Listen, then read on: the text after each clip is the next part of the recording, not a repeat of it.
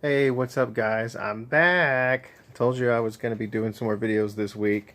Um, got a few parts in today. I got our let's see, we got our new head gaskets, our new head bolts, and our cam thrust plate with that gasket or whatever. Those showed up today, and so right now I'm actually in the middle of. I just installed the new cam, and I still have the water pump bolts sticking out of it, and I've had the LS7 lifters marinating, as I like to say. Uh, Here in a bowl of delicious 10W30 that almost just dropped. That would have been bad. So thanks to my brother Jonathan for donating. He had an extra set of, they look like brand new LS7 lifters and trays. So those are marinating now, and I'm going to be sticking those in a few minutes. I don't really have a way to put the phone anywhere to do like a show you how to stick them in, but you pretty much you put them in the lifter trays and then set them down in there, so, and make sure everything goes in smooth. But yeah, found some cool stuff online last night. Went ahead and ordered, I think, pretty much everything. There might be a few little things I've looked over, but like I've got, for instance, like for the exhaust, I decided I'm going to do basically with the headers over here on the wall. I'm basically going to do like a single exit. So basically, I have a 2-into-1 or a 3-inch Y pipe essentially, and it's still probably going to be really loud because there's going to be no cats and plus this cam. So basically, I'm going to be running a glass pack, just eBay special, as a resonator, and then of course my dolphin tail muffler on probably the driver's side exit. So hopefully that'll keep it manageable for a Y pipe. I would love to do like an actual, X pipe system and maybe have two of those, but I'm still trying to keep it budget friendly, and I like the look of a single exit on RX-7. And the way this cam is supposed to chop is supposed to have like a Bridgeport 13B blop blop blop blop blop blop kind of brappy type idle. So I wanted to kind of keep with that look anyways. But yeah, so last night I ordered the Y pipe, the glass pack, and some weld-in 3-inch V-bands, because I do want to be able to, if I ever need to drop the trans or do something, I would like to be able to at least take it apart in, two pieces as opposed to more. But yeah, so that is those are on their way. I got a short hub adapter and actually kind of a cool steering wheel I found. I really wanted a classic Nardi for the JDM-ness, or like a personal wheel. I love the way those look. But I found one that's it's kind of a happy medium. I mean, it's not the cheapest eBay wheel by any means, but it's a better one. And I like it, so you'll see when that shows up. So I got those coming. I was going to modify the stock seat rails from my old stock seats, but as you can see, they are very crusty, very rusty, and very nasty. And quite frankly, I don't feel like they would be safe. So I went ahead and ordered the Corbeau actual seat rail for the driver's side for this car to go with my Corbeau Forza Sport seat. So I do have some Tanaka harnesses, which are eBay harnesses, but I have seen several people run them in their car and they haven't had an issue with them, so they're worth a shot. Maybe later on down the road I'll upgrade to Takata, which is what I would really like, and maybe a bride seat, and then put the Corbeau and the Tanaka on the passenger side.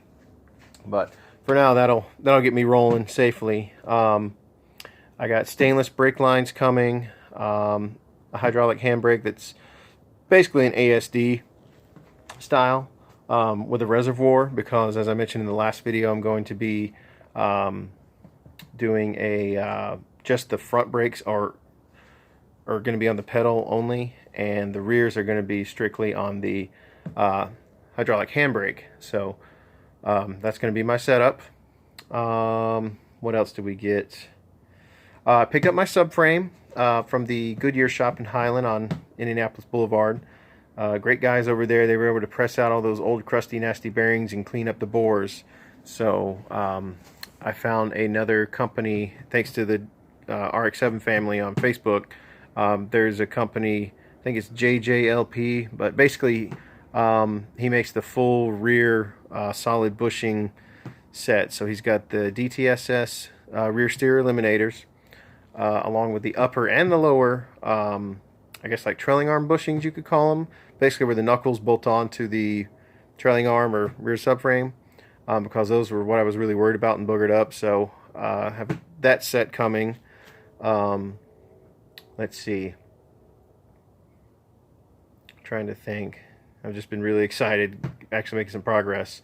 I got pictures I'll put on my Facebook, if anyone's on my Facebook friends as well.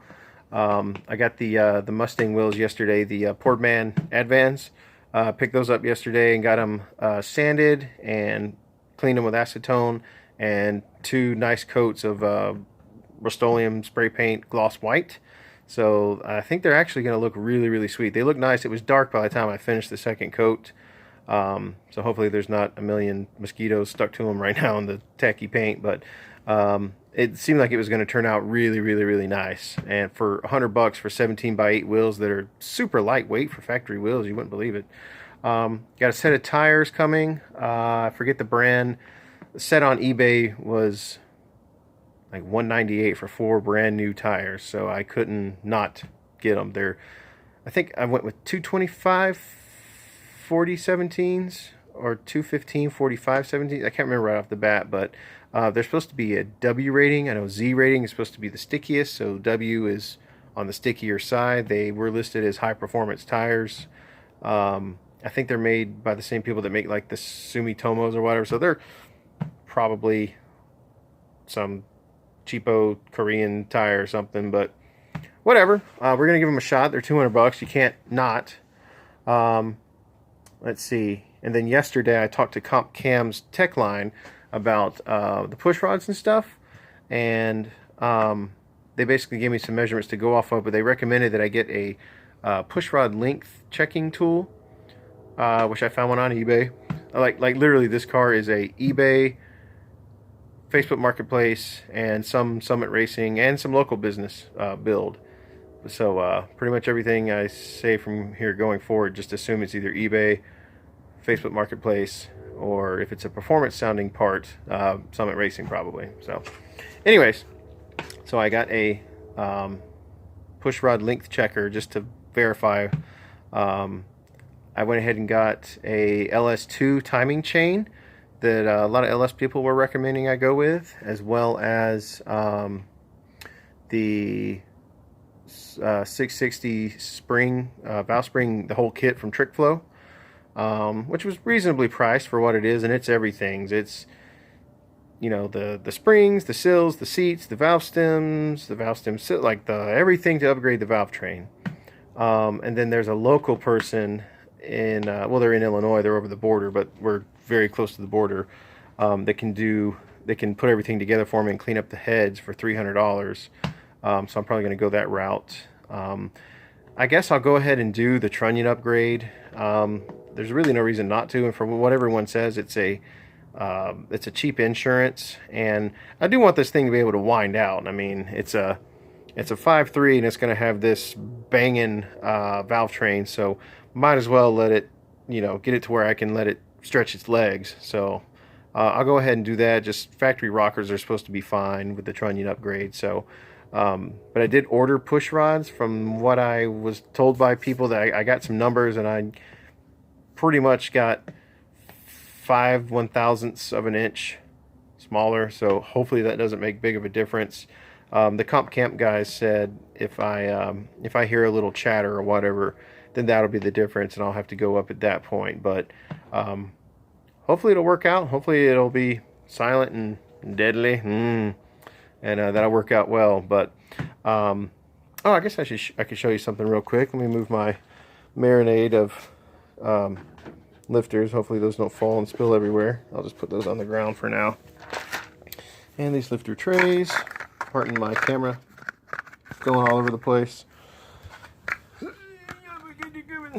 Okay, so I might have touched on it a little bit yesterday, but so this engine is a crossover between a Gen 3 and a Gen 4, and this is one of the few engines that has the DOD, which is basically cylinder deactivation. I can't remember what the exact abbreviation stands for, but essentially when you are cruising on the interstate, well, in the stock vehicle that it came in, when you are cruising at interstate speed at very low load, so like cruising, it deactivates 4 of the 8 cylinders and essentially becomes a V4 to save on fuel economy and whatnot. And so that's what these little plugs are. And some people are saying you can rivet, there's these little holes, they're covered up now, but you can rivet these little holes, or Scotty Giggins, whatever the company is, Scotty Dickey Parts Center, I believe it is, sells these little hammer-in plugs. It's like $80 for 8 plugs, or $40 for 8 plugs. Anyways, it seemed like a lot for what it was, and this is a budget build, and so I basically got some JB Weld stick and cleaned up these holes. I went through earlier today with my Ziz wheel and just went to town all over this thing, cleaning up all the mating surfaces where the head gaskets and heads are going to go, as well as that valley cover. And just to smash this stuff down when it was still kind of soft, I went ahead and put my block off plate over there on and kind of torqued it down just to smash it in even further, and I'm letting it cure now, and then tomorrow I'm going to grind all this excess JB Weld stuff out. So hopefully that will hold. Basically what those do is that valley cover kind of has like a little computer like solenoid dills underneath it, and when you do go into cylinder deactivation mode, it uses oil pressure, but kind of like the opposite of VTEC. So it holds the special lifters open and allows those valves to stay open or closed. I guess closed, basically. But it cuts off fuel, cuts off spark, and the lifters, I guess, stay up, so the cam doesn't even hit them on those cylinders that are like that. So it's a cool system. Apparently it works really well, but this being a performance build, I want all 8 cylinders all the time, so I'm deleting that. So yeah, so that was probably kind of a poor man's way to do it, but if it works, it works, right? I mean, we're throwing a used cam in here. Those lifters my brother sent me are really, really clean. I can't remember if he said those are new or not, but if they are, awesome. Even if they're not, it's still awesome. But, it's, at the end of the day, it's still a $500 engine. So, worst come to worst, if for some reason that's jacked up, I can take all this stuff out and put it in another junkyard LS. And that's the beauty of the LS engine. That's why everyone that gets mad and butthurt about it's not a rotary anymore or blah, blah, blah, like, this was $500. And by the time it's all built, hopefully the whole car has under $5,000 in it. And my goal is to keep up or outrun a 350R, a GT 350R Shelby. That is what I have my sights set on. Not that I'm a street racer or anything like that, but if one is zigzagging in and out of cars on the interstate and it's the middle of the night and I feel a little froggy, I might let them know what's up. If there's ever a, some sort of track day and I have a setup to, I know that I can, I get used enough to the car, I want to be able to school one. Not because I hate them, because I actually love those. That's the car, if I was to win the lottery, that's what I would buy. I would go get a all Kona blue 2018, 2020, whatever, Shelby GT 350R, and they're just nasty, sick, and I just love them. So that's what I'm hoping to outrun and keep up with, or outperform, basically. The numbers I've crunched, this is supposed to have, if this makes 400 wheel horsepower, that will put me at a, what is it, a 0.15 power to weight ratio, or 0.13. Basically, it's like 2 points above what a GT350R is. So, like, this is going to weigh like 2650, give or take a little bit. at 400 wheel, and then a GT350R, I believe, has like 536, and it weighs like 37 and some change, or 36 and some change. So it's only like 150 horsepower difference, but it's over 1,000 pounds more. It's like 1,500 pounds more. Well, maybe not 1,500, but it's a lot. It's at least 1,200 pounds more. So so with gearing and tuning and all that good stuff, maybe it'll actually do what I'm hoping it's going to do, hurt some feelings for very little money. But anyways, that's all I got for right now. Just wanted to give you guys a little update. Like I said I would. I'm a man of my word. So I didn't even start the intro correctly. Hey guys, welcome back to Reese Motorsports, Corey's Garage. Another installment of the RX-7 update. As you can see, parts are coming in, and excitement is high, and motivation is high, and things are getting done. So, painted wheels, checked in some ordered parts, installed the cam, installing lifters as soon as I'm done with this video. And that should be it for tonight. Hopefully my Summit Racing order will show up tomorrow, and I can go ahead and get the new timing chain on. Oh, one fun fact I learned about this engine, if this is a, well, it is a DOD engine. These factory oil pumps are high flow and high pressure from the factory, because that's how the DOD works. So all the people that were saying I have to buy a Melling pump or whatever, I don't, because I have a great factory unit, and I'm excited about that. So, one thing, I don't expect anyone to answer, but on the cam right here, there's supposed to be a little peg type deal that's like an alignment pin for the timing chain. That is not there, and the old cam has it, and I cannot get it out. I tried heating it up. I tried putting several different pairs of vice grips on there, and I could get it to twist, but I could not get it to come out, because I wanted to put it in this one for alignment purposes. So if anyone knows right off the bat is if it's okay to just maybe put a small bolt in there by the time I'm lining up the timing gear, if that is acceptable and okay, then great. If that is not, I would love to know, because I would love to get this thing timed up. I would not want that thing to grenade, especially on the first startup. That would suck. But yeah, this thing cleaned up really nice. I have one of those little, I'll show you. I have a camera and you don't. I'll put it back. Yeah, I have one of these little wheels I forgot about. That they're plastic, I think. I mean, they're hard. They don't bend. They probably melt, but we'll just say they're plastic for cleaning up burrs and stuff like that. So that's what I used all over the mating surface on that engine, to get all the old gasket material and colorization, and even some of the carbon stuff off the pistons, because I don't know if I showed you guys, it was pretty dark and nasty. But these are flat tops as well. That's another thing I don't know enough about these crossover engines, because I thought if it was flat top, that means it's supposed to be better for boost, I guess. Like, I guess it's lower compression, but it's supposed to be a 5.3, but it has DOD. Like, I don't know, this is a very strange engine. I hope it's actually a diamond in the rough. I really, really hope. So, anyways, I'm rambling on a little bit. It's late. It's coming up on midnight, Friday the 15th. And, yeah, so that's going to wrap up a little update for tonight. Hope everyone's doing well. Hopefully I have some good news for you guys over the next couple of days. And hopefully I'll get my, if I get those parts in tomorrow, I'll go take the heads to the dude and hopefully have those back in a few days. He said it would be less than a week turnaround, so that'll be cool. And, maybe we can start doing, let's see, while those are being done, I can finish up this timing stuff. I'm putting in the lifters tonight, and I can clean off this excess JB Weld and do the valley cover.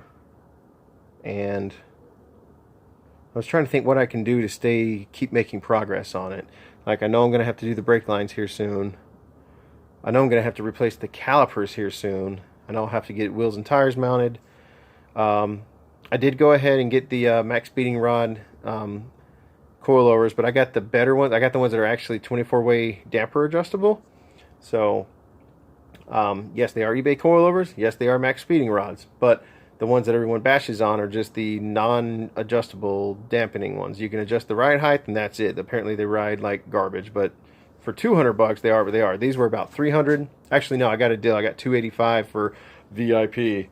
So 285, 24-way adjustable coilovers, adjustable pillow ball top hats, and yeah, it's worth a shot. It's cheaper than you know, the alternative if you don't want coilovers would be like Tane springs or like KYB AGX shocks, and that's like a $500 setup. I had that on my first FC, and it was all right. I still had to cut the rear springs a little bit to set where I wanted it, but it was cool to reach underneath there and click it 1 through 4 for stiffness. I'm getting dry mouth. Anyways, so that was a cool setup, but I figure for $285, it's worth a shot. A lot of the stuff that I got is supposed to be good, and it's just neat that it was not terribly expensive. Now, everything I've bought together over the last 5 days, I don't want to know what the total is yet. I was telling my friend last night on Messenger that I'm really, really excited over everything that I've been able to purchase, but I also want to throw up a little bit because I don't know how much it is. I don't want to know just yet. Maybe once all is said and done. But the credit card statement will be coming very soon, so we'll see. But earning those points, those sky miles, thanks Southwest. So yeah, that's all I got for tonight. You guys take care. I'll talk to you soon.